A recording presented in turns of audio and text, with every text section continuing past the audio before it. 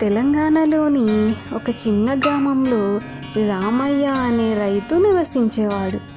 అయితే వర్షాధారంగా వ్యవసాయం చేసుకునేవాడు. ప్రతిరోజు ఉదయం తను తలుపు తట్టకముందే లేచి పొలానికి వెళ్ళేవాడు. పొలానికి వెళ్ళి భూమిని దున్ని విత్తనాలు వేసి ఆశతో ఆకాశాన్ని చూస్తూ వేసి ఉండేవాడు వానల కోసం. అయితే ఒక సంవత్సరం వానలు బాగా తగ్గిపోయాయి, పంటలు పొగిరిపోయాయి. గ్రామంలో చాలామంది రైతులు అప్పుల ఊబిలో కూరుకుపోయారు. కానీ రామయ్య మాత్రం నిస్సహాయంగా కూర్చోలేదు. ప్రభుత్వం పెట్టిన వ్యవసాయ శిబిరాల్లో అతను పాల్గొన్నాడు.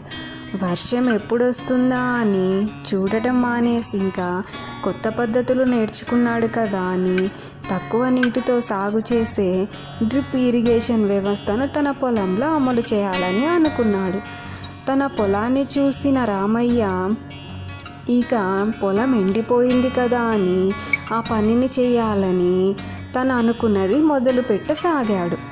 అయితే అక్కడ ఉన్న ఆ గ్రామంలో ఉన్న ప్రజలు అది చూసి రామయ్య ఏంటి ఇలా చేస్తున్నాడని నవ్వుకుంటూ ఉన్నారు.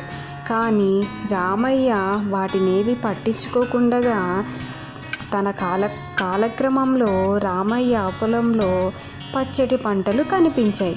అతను సంతోషంతో ఎగరసాగాడు. వాటిని చూసిన అక్కడి ప్రజలు అరే రామయ్య ఎంత మంచిగా పొలాన్ని చేసుకున్నాడని వాళ్ళ మనసుని మార్చుకున్నారు. తరువాత అతని దగ్గరికి వచ్చి సలహాలు అడగడం ప్రారంభించాడు. రామయ్య తన జ్ఞానాన్ని వాళ్ళతో పంచుకున్నాడు.